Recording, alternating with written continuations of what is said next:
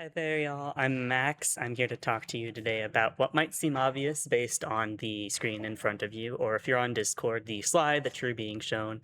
Um, Here to talk to you not just about Motif, but about a couple of other musical devices and how they relate to narrative in game design specifically.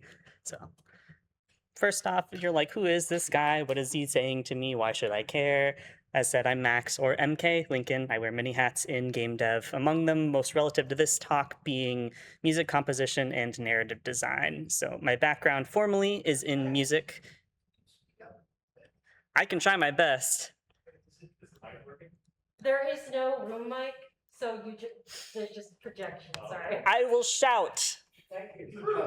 All right, so I am formally trained in music and classical music specifically, with a focus on composition and a minor in, funnily enough, theoretical mathematics, which is not relevant to this talk, but I think is fun to talk about. My favorite composers are Maurice Ravel, Larissa Okada, and Jun Sonoe of Sonic. That's kind of the most well-known that I think people will know. They'll be like, oh yeah, the Sonic guy, Crush 40. My favorite game would be the Ace Attorney series, kind of in general, with a focus on the steampunk spin-offs. Those are just really good. And if just by soundtrack alone, Sonic Adventure 2 is still, after all these years, kind of my premium for what you can do with music in a game and have it just be amazing.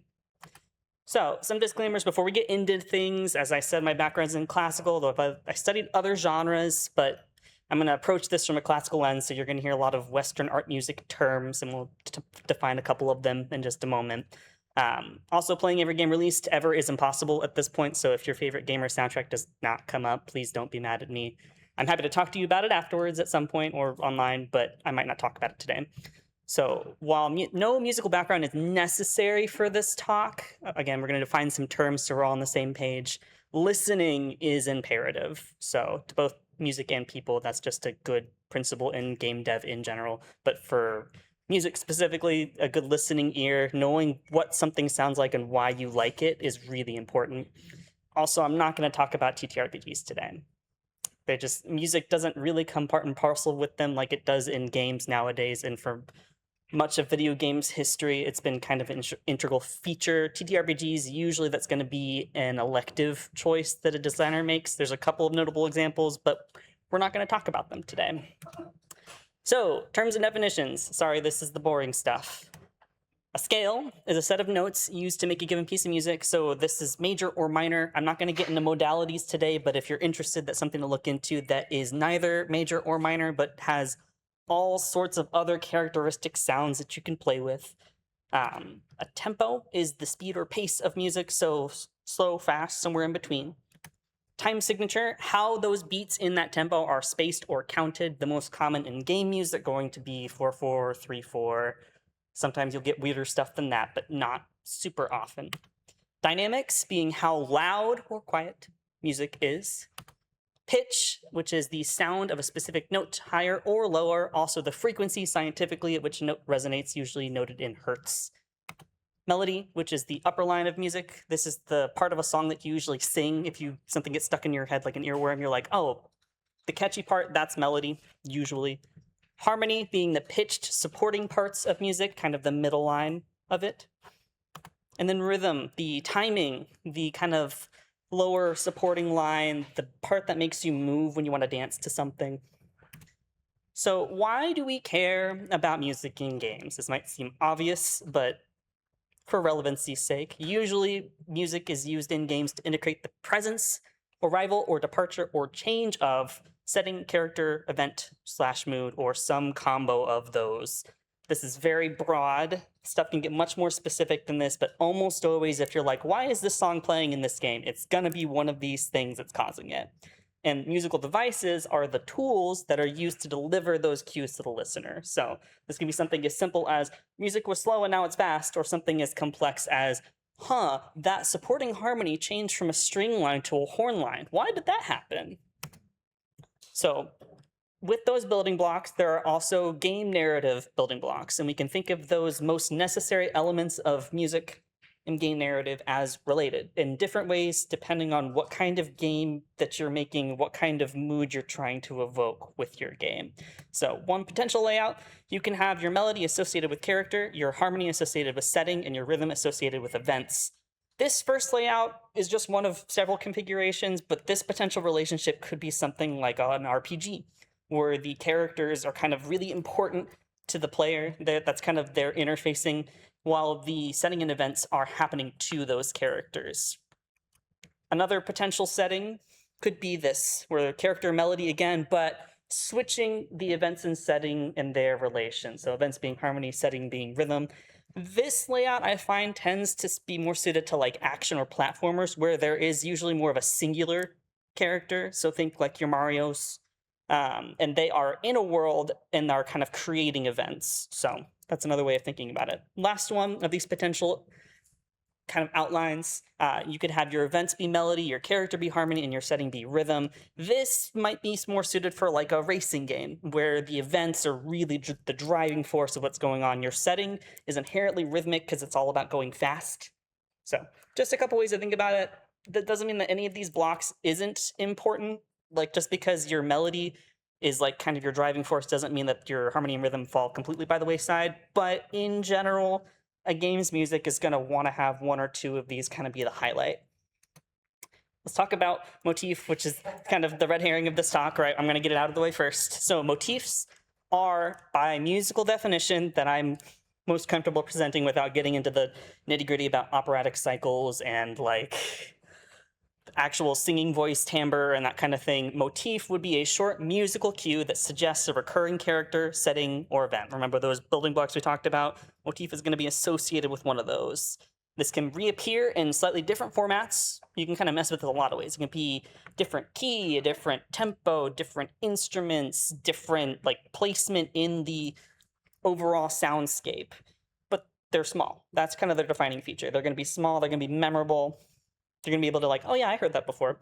A theme, on the other hand, is a much more complete musical idea. So these usually only reoccur near or in their entirety. So a theme being something like, think of stuff from like Street Fighter, like a character theme from a fighting game, usually not going to get chopped up a ton. Usually if you hear that, you're going to hear the whole thing.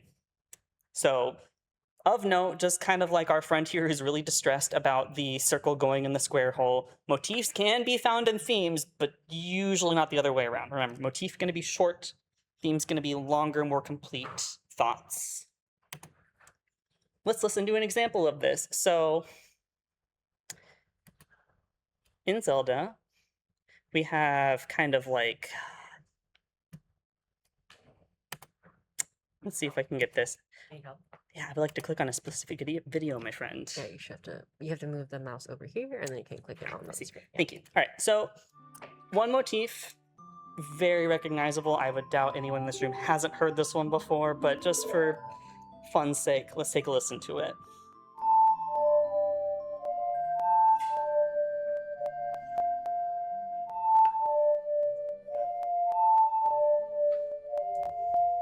All right, so we've got that in our brain. Right, that very, very small, that's 6 notes. It's not a lot, but it's memorable.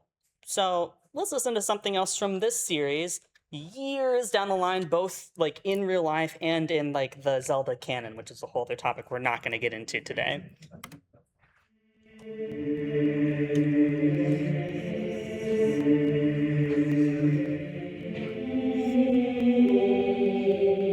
I feel like I've heard that somewhere before. I wonder why.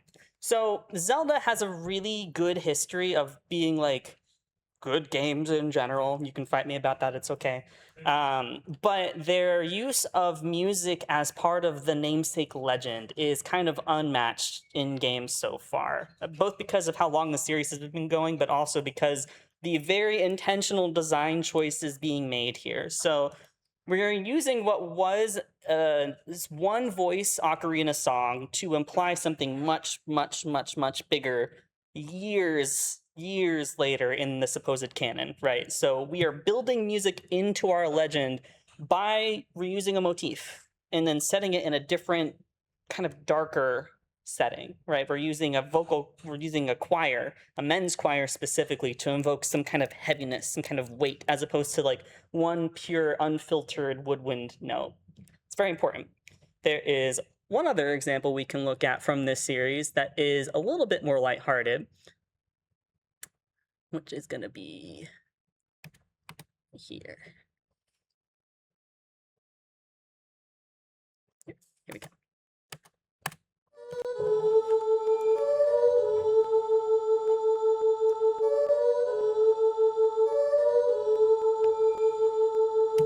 All right, so for those of us who maybe haven't played a Zelda before, this is the song used in this game to kind of familiarize yourself with your trusty steed Epona, who is this adorable little horse. And then she grows up and she's still adorable, and I love her dearly. But again, same early game, not the first game in this series, but an earlier game. And it pops back up years later in a completely different format to once again suggest horses. So this is the stable theme from the later, much later, most recent kind of mainline Zelda game, Tears of the Kingdom. But we're using this intentionally, right? Again, we're extracting like one key memory, basically, from that original motif and then drawing it into the future. Just really interesting stuff. All right, let's talk about tempo and pacing. We touched on this earlier. This is the speed about stuff.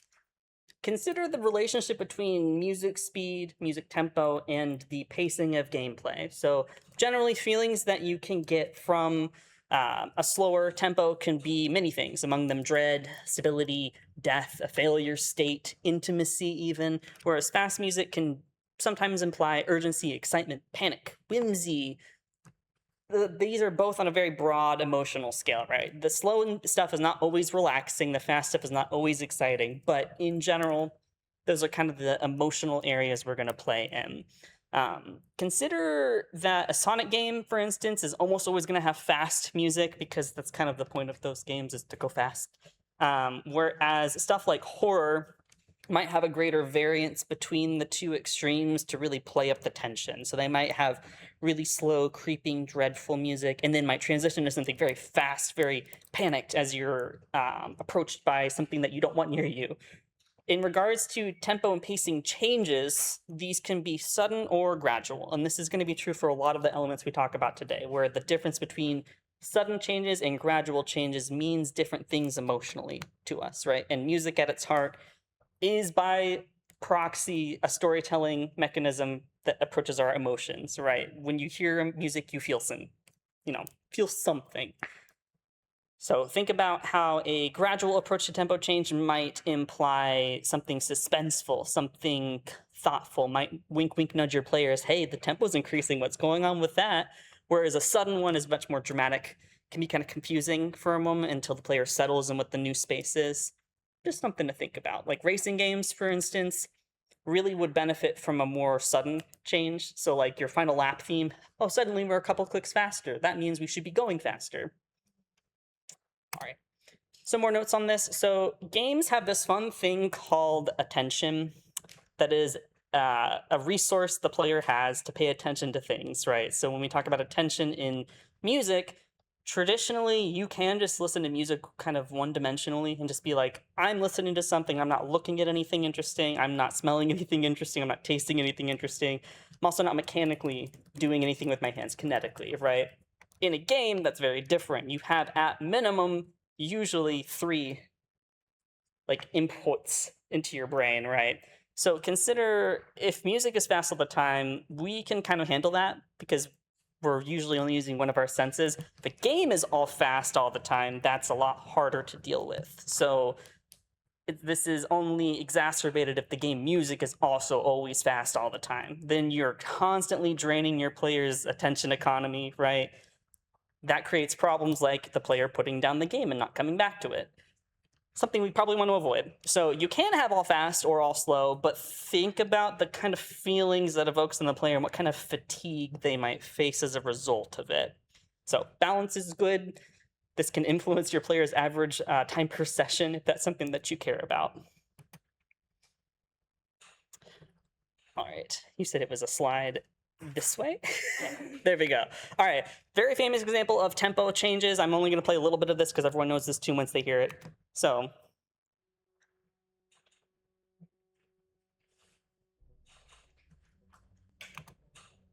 It's very quiet. It's okay. It's very quiet.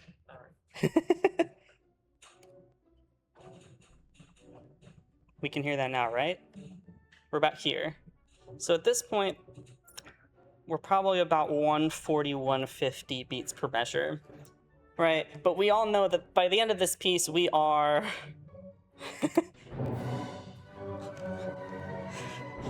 This is at 230. So at this point in time, we've kind of doubled what our original tempo was.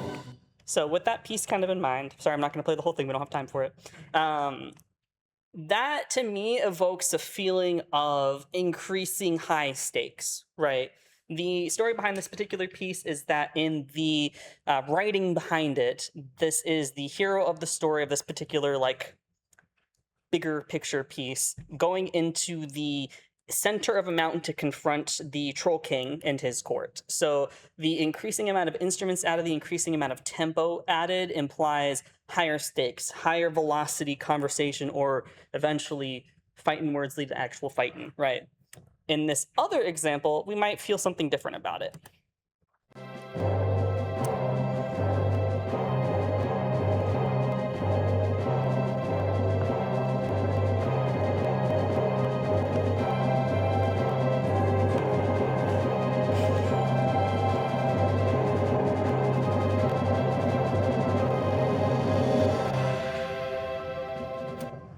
You will notice that the tempo increase in this piece is going to be automatically a little less organic because it is digitalized. So when the creator of this piece of music is putting it into their whatever program they're using, they kind of are probably increasing this measure by measure. They're saying every measure increase the tempo by this amount, and then applying that over and over and over again until you get to the end of that.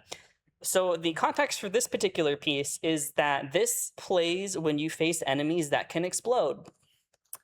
So this increasing timer is associated with a tempo, like this increase of high stakes again. So tempo generally, if you're increasing it gradually, you can suggest to your player increasing stakes, so watch out. All right, so this next bit, if we can go, I'm not sure if it's gonna go.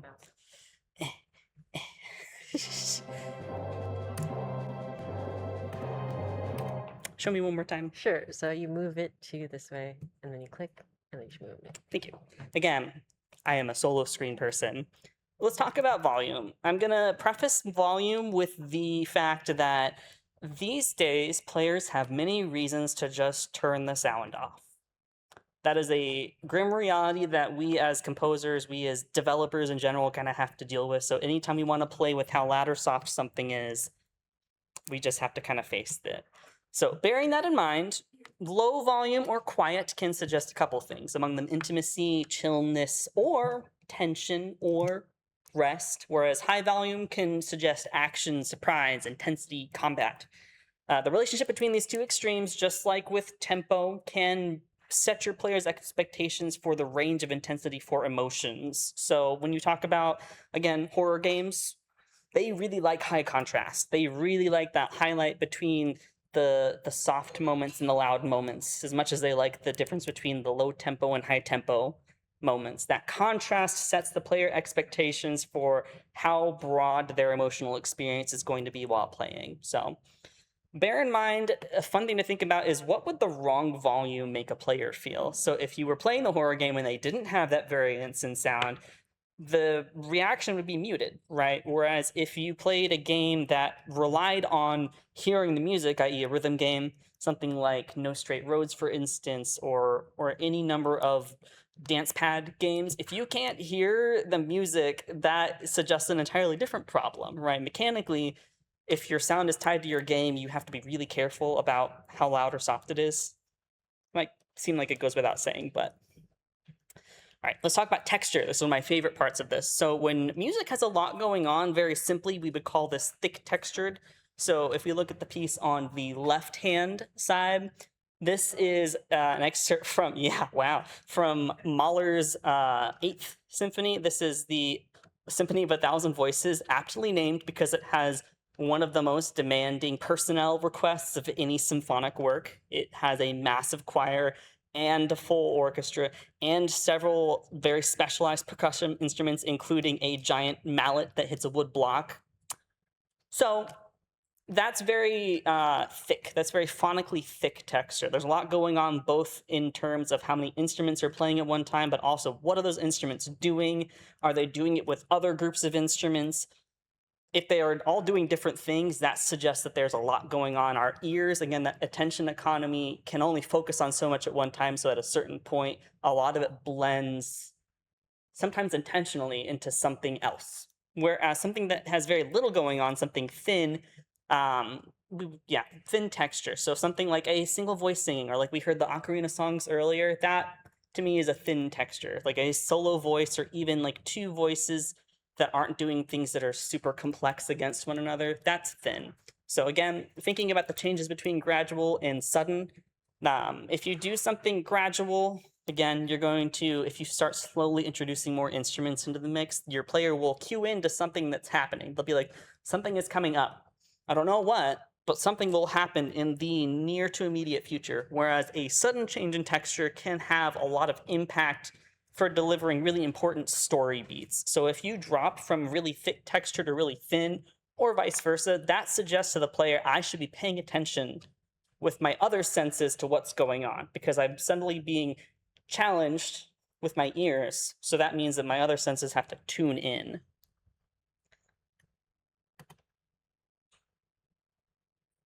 I'm getting the hang of it. Yes. All right. So this is a very famous example, but I would love to just watch this clip and just kind of think about what it makes us feel.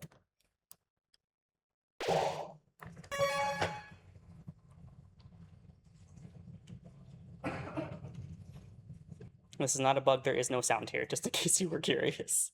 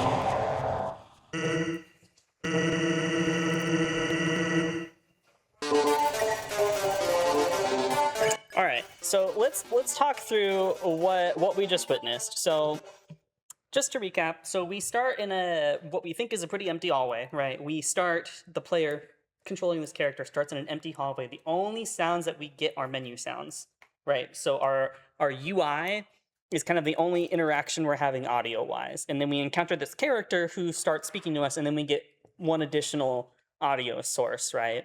Then we get into this other black screen, right, where we hear birdsong when he talks about birds, right? So we are incorporating some nature sounds into this. I will note that up until this point in the game, pretty much everywhere else the player has walked has had music, has had backing music for context. So we get to this point, and then suddenly we are kind of slapped with this very intense, very fast, and it gets more and more complex. So we get to this point where we're getting so much going on, right?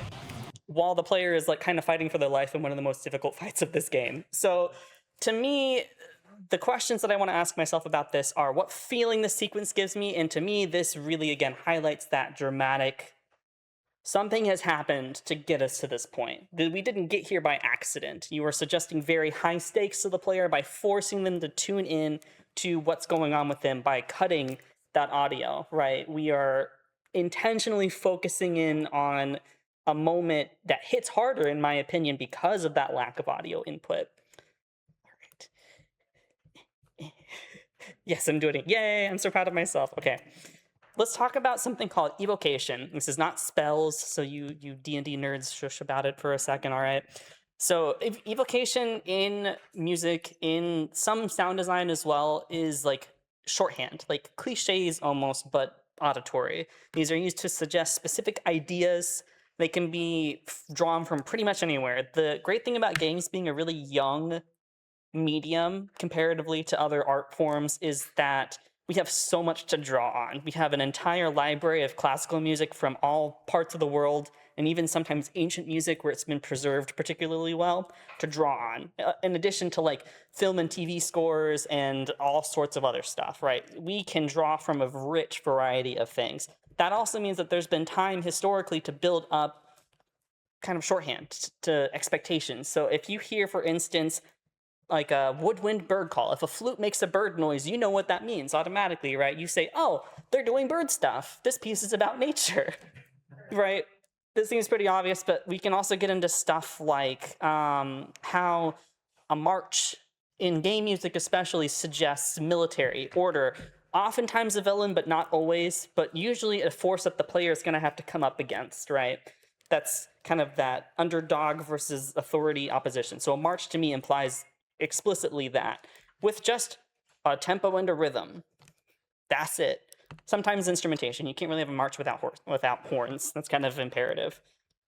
Another really fun example is how jaunty xylophone or marimba makes us think of skeletons, right? We've probably only ever seen, if any, one piece of media in our lives that suggests that, but from that point forward, we think, ah yes, xylophone skeleton, right? Here's some examples of that. We're going to listen to a piece of classical music, just a little bit, just a snippet. This is from Saint-Saëns' Carnival of the Animals. This is the aquarium. You're going to hear this and be like, I know that piece, even if you don't know the name of it.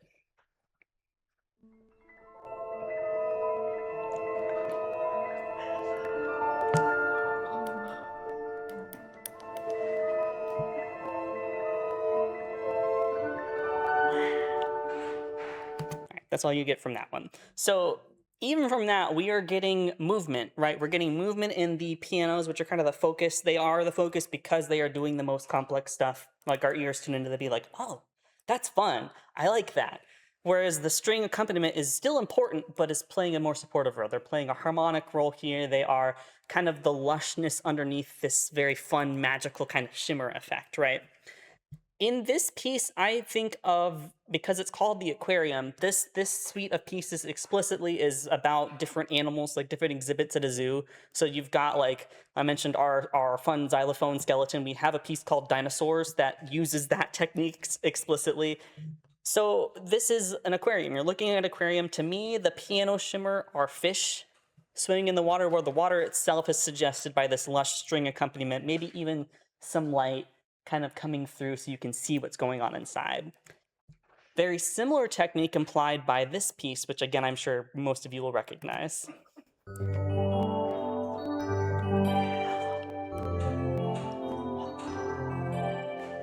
Notice kind of sweep.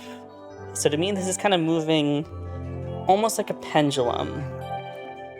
Right, and then we get further into this piece and it gets more complex. Maybe a little further. There we go.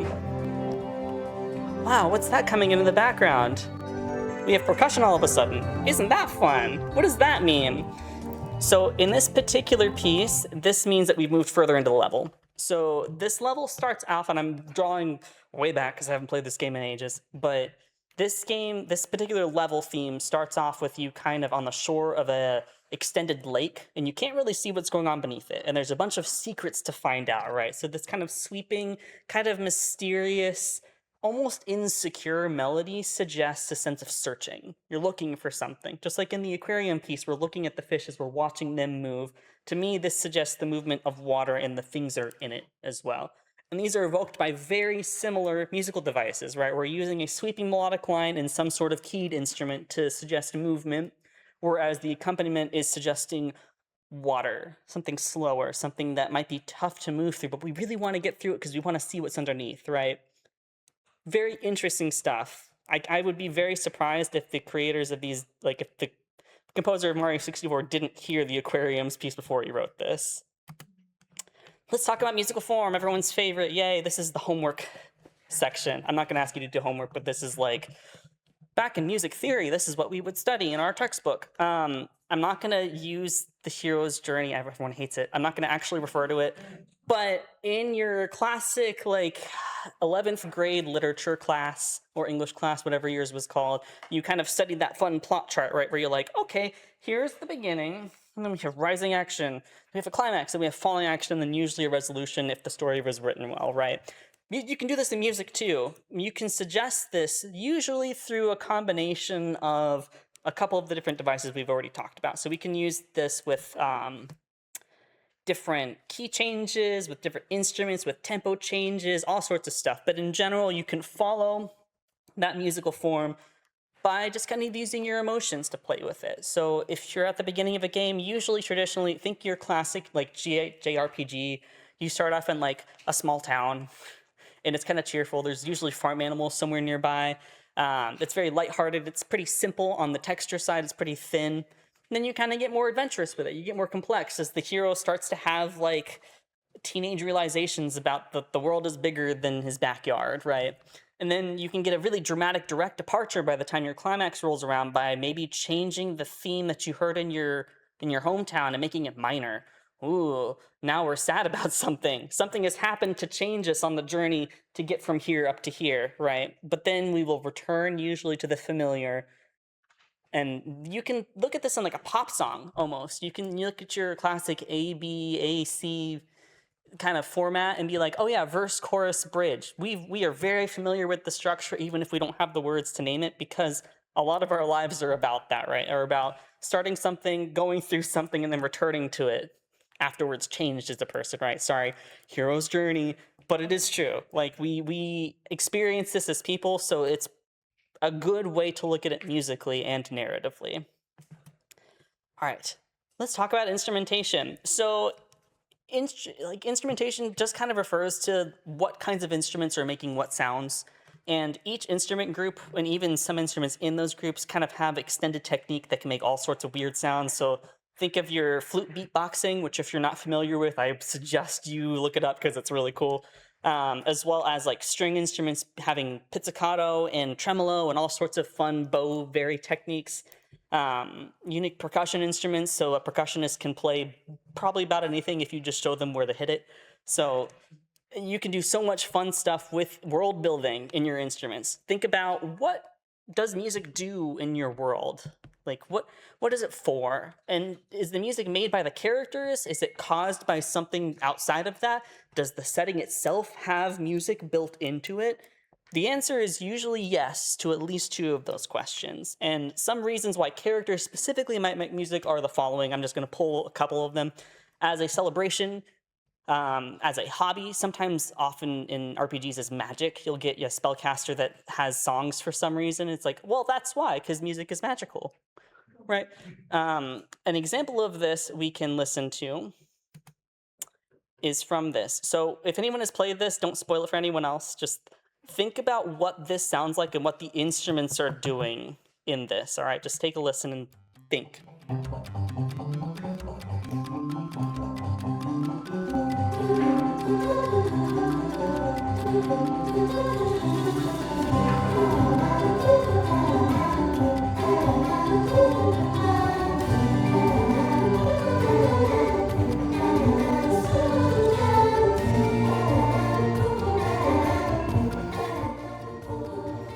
Skip ahead a little bit.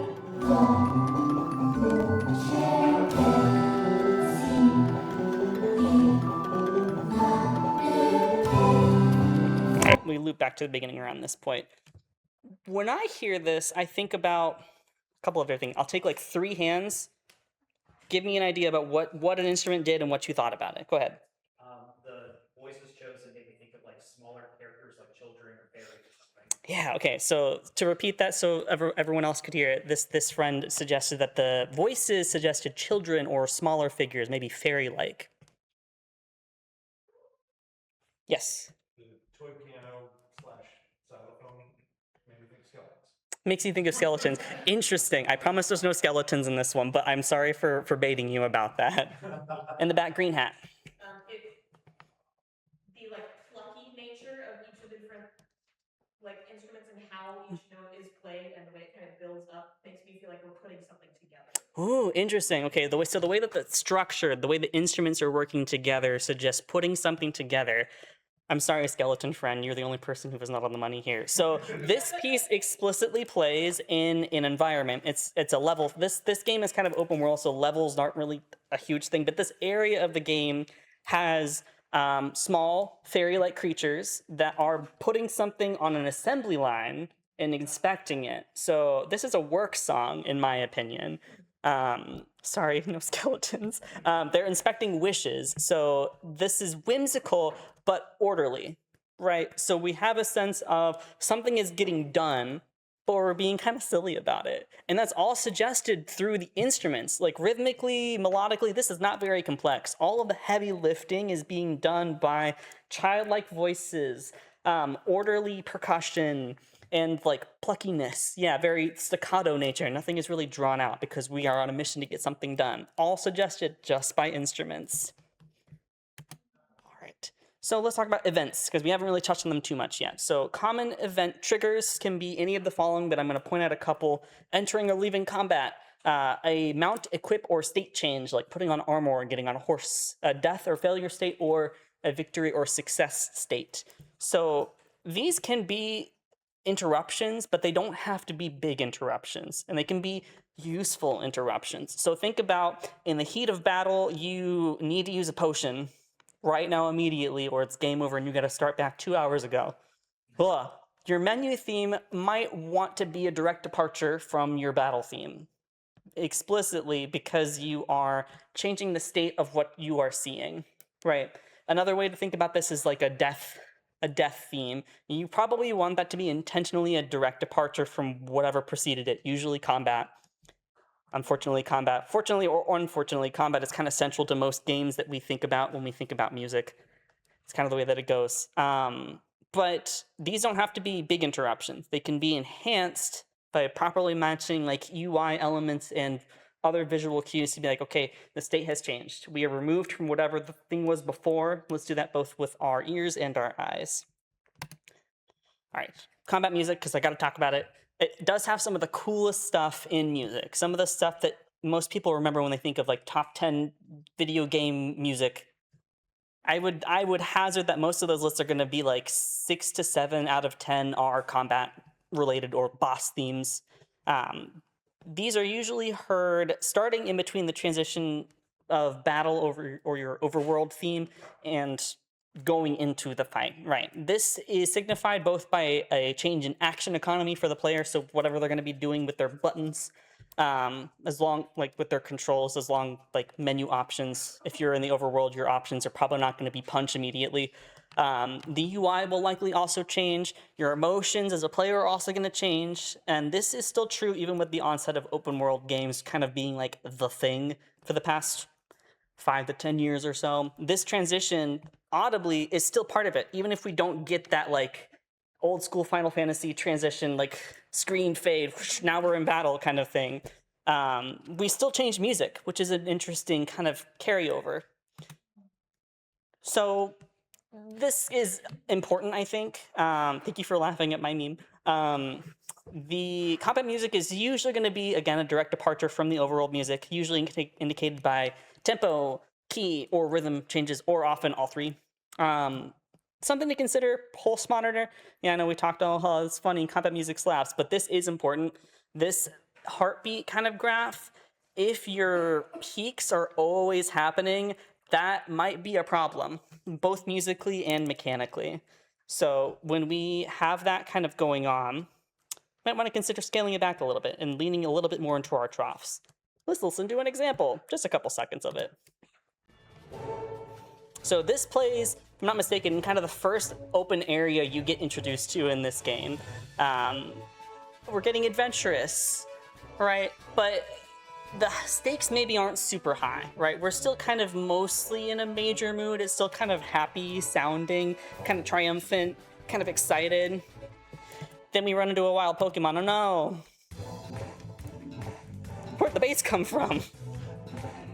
To me, this suggests both a sense of higher stakes. We're in greater danger now. We're in an encounter with something that maybe doesn't have our best interests at heart. But it is still Pokemon, so we're not gonna, like, until much later in the game, spoilers, we're not gonna get super weird with it, but in general, these two are gonna suggest a relationship between the two, right? Certain things changed, but a lot of stuff stayed the same, as in the feel, the key changed, the instruments definitely changed. We got that real funky bass line. Please listen to this piece in its entirety. It's really fun. But just think about that difference between combat and not combat. All right, last bit, I'm gonna run through this really fast. So I'm gonna bring up all your examples real quick.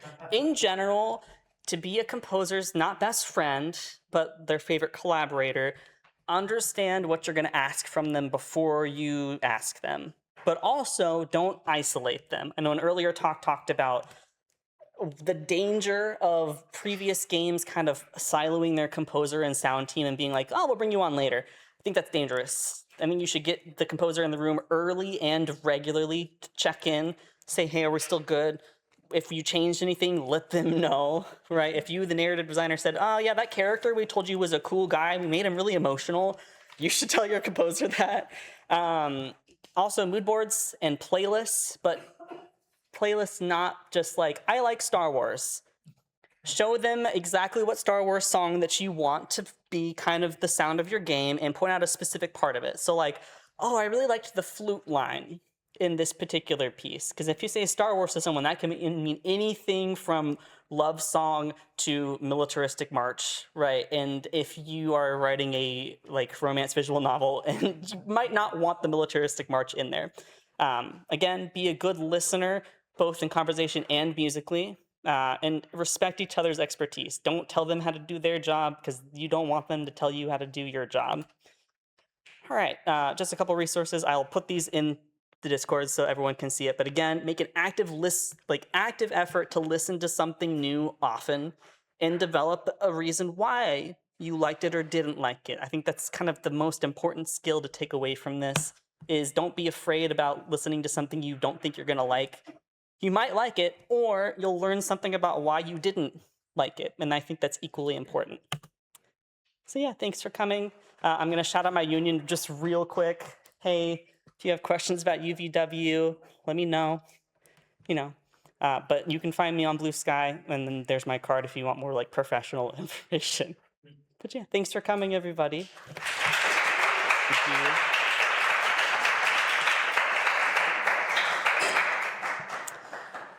Do we have time for any questions? We have 2 minutes, so like one question. Who wants to be brave?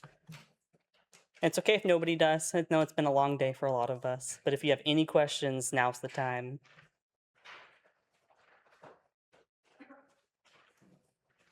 All right. Oh, you're brave. Okay. Is there a type of tool or something that you wish existed that doesn't exist now to be able to make music differently? Digitally or non-digitally? Either. I wish digitally that... Repeat the question. The question was, do I wish there were a tool that existed digitally or non-digitally that would make making music easier? Digitally, I don't think there's a specific tool I want, but I would like digital audio workspaces to be more approachable to people who don't know anything about music, because that's kind of the big barrier to entry for anyone who wants to make game music right now is, I don't know what all those buttons do. And that's a fair thing to be afraid of. So an ask maybe to the people who make those, make them a little bit more approachable. You know, organically, I'm pretty happy with the weird stuff that people are already making, so I don't think I need anything right now, but I'm always watching people put weird stuff together and being like, that's fun. So, Okay, that's all right, thanks all. Thank you for your help, Aster.